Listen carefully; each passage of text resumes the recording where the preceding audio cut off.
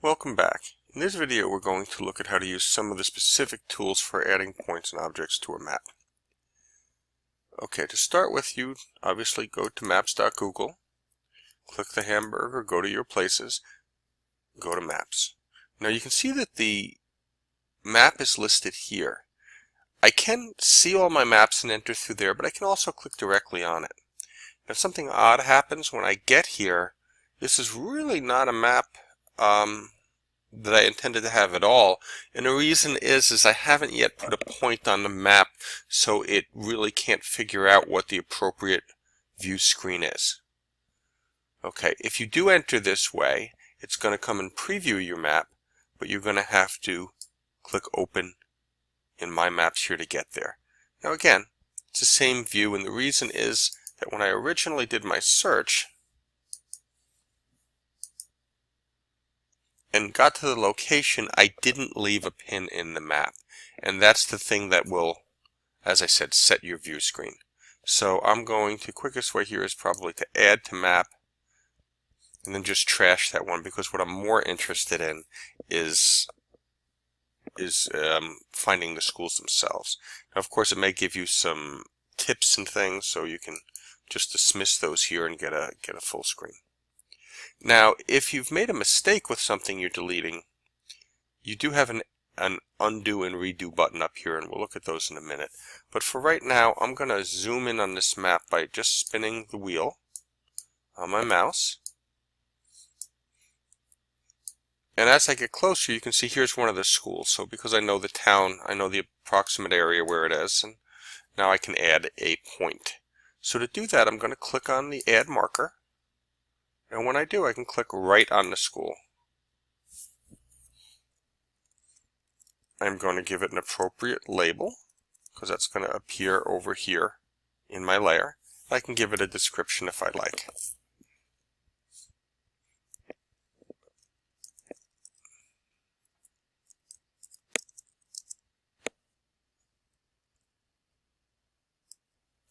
So it's pre-K to 6. And I can say save. Notice here that there is an option for adding an image and a video. So let's look at that. Let's look at that in a minute. So we'll say save. And now I get a more full tool set. The picture option is here. I also have an option to edit. One to change the style. One to give an option for directions or to get directions, and another is to trash it. Now you'll note that latitude and longitude are displayed over on the left. Let's go in and add a picture to this. Now, you have several options for pictures. You can upload an image, which is, often a good way to do it. You can use your web camera if that's appropriate. URL, so if you find it on the internet, you can simply grab the URL for that picture and post it in here. The danger with that is that if someone ever removes that picture, that your link is going to break and you'll no longer have it displayed. Okay, your photos in Google, Google Drive, or you can actually do a Google image search.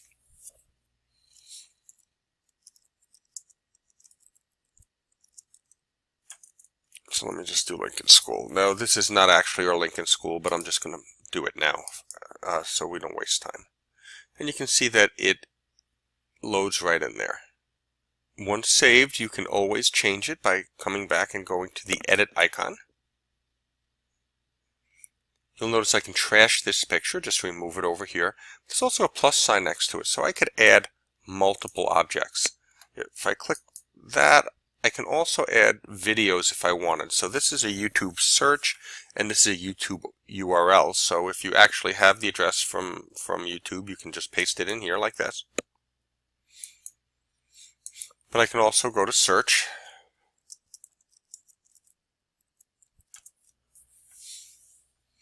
Again, I'll pretend that this is the correct video here, and I'll say select. And now you can see that there are a series of pictures here that people can page through. It's a nice feature. Okay, another option you have here is style. So basically this is giving you the color of the pin. Right now it's blue, but if I wanted it to be orange, I could click this. And it's also giving you a series of icons you could use. So let's just say that it's a building, so I give it this icon. Okay, I'm going to actually stick with a pin. There's an area for more icons. So a series of things you can go through. There are your basics, but you can use shapes. Here they are. Sports and recreation, places, and this is actually just paging through these. So these are all in one screen. You'll notice next comes transportation and crisis, and they're up here. So these links at the top are just quick ways to get to the icons that are listed at the bottom. And if you want to add your own, you can say custom icon, and you can upload an image, or you can use a photo. Let me try using one of the photos that I have in here. Notice this is not going to be a great photo because it's simply too large a picture. It wasn't a good selection. See, really doesn't do very much down here, but if I click OK, you can see that the image is inserted. So let me pick something more appropriate and just close up this window. Okay, the icon we haven't looked at here, we have looked at the trash can. The one we haven't looked at really is the directions. And if you click directions, it's going to seem like nothing happens, but what it really has done here is it's added a unique layer. You need to have a unique layer over here for this to work. So you basically put in a starting direction, and then Lincoln School is the ending direction. So if, I think that's pretty self-evident. So we'll just say we'll just say Main Street, Ridgefield Park. And it adds that direction in there as a separate layer. Now, we really don't want that layer in there right now, so what we're going to do is we're going to delete it. Okay, we'll recenter our map a little bit. And there's Lincoln School. Now, to finish this map up, I would simply find the other schools in town. So we have Roosevelt School over here. Again, I would go to the pin, I would click on it, I would add the name of the school. Maybe I'll put the, last time I put the address in here, this is a K to 6, but I could put the street addresses in here just as well. I'm going to save that, and of course I could add pictures and various other things. I'm going to pause the video now and add a couple more schools. As you can see, I've zoomed out, so you can now see the points for the 5 different schools. Okay, also on the toolbar, you have the hand tool. So if you select this, it's just a way to get back into a mode where you can recenter your map, where you can drag around and get the view that you want. Next tool I'd like to look at is the one after the Add Marker tool. It's called Draw a Line. When you click on it, there are a number of options.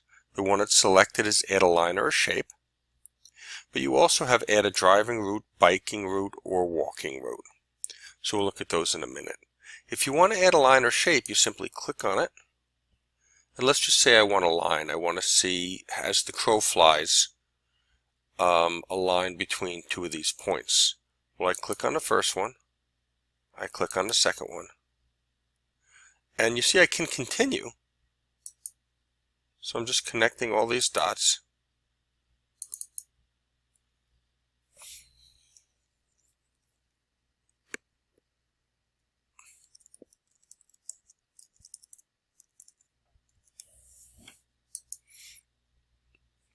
And you can see that one thing that it does is it gives you a distance. So the total distance there is 2.22 miles.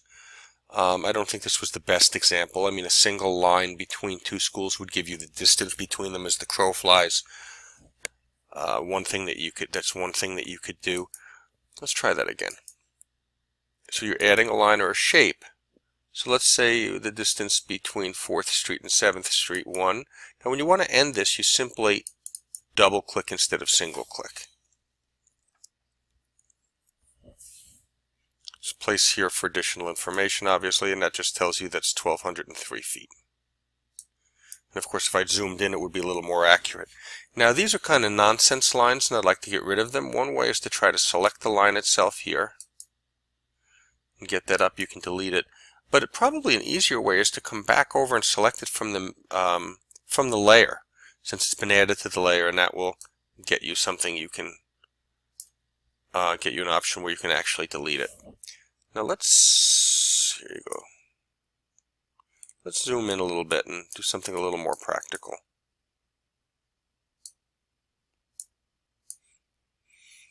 This is actually a park over here. It's not designated that way on Google. It doesn't show up in a different color, but it is actually a park. So what I'm going to do is I'm going to get the same tool, and I'm simply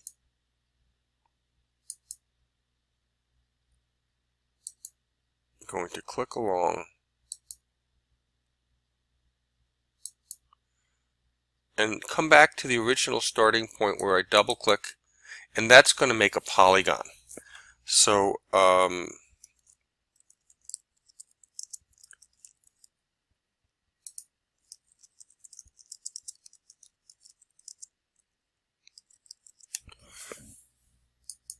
I can add that, and once I do, it's going to give me some additional tools. So I could go and I can get a picture of Chestnut Park. I can come back and edit. More importantly, in this case, I think I'm just going to color code it so it's green. Now the polygon, you can set a level of transparency here, and you can also set a border width.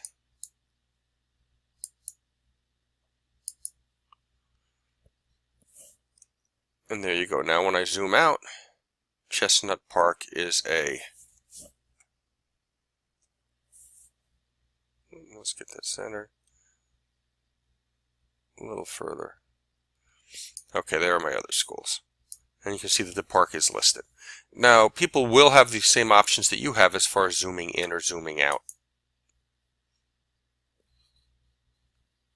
Okay, let's look at another option in there. I could say add a driving route. And when I say add a driving route, I can click on the map, and this is a really nice feature. So I want to loop between all the schools. I'm going to click on the first one, second one,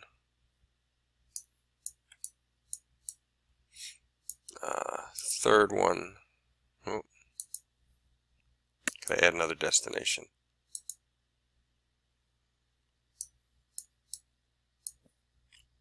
I'm going to add another destination. And I'm going to add another destination. There it is. Okay, so starting at the one school, this is how you would get to all the different schools. There you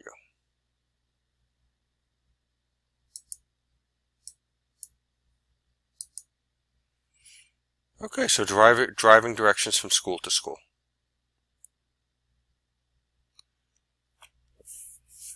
Notice that options also exist that you could do that as a biking route or a walking route, and Google would just use its algorithms to determine the best path.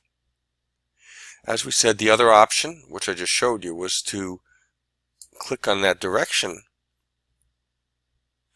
icon, and that basically uses your starting point and lets you type in a direction as opposed to clicking it. So it's really what you prefer at that point. Okay, those are the options available to you, with the exception of this ruler. Now let me zoom in a little bit and say I want to find out how far it is from Thomas Jefferson School over to the library as the crow flies.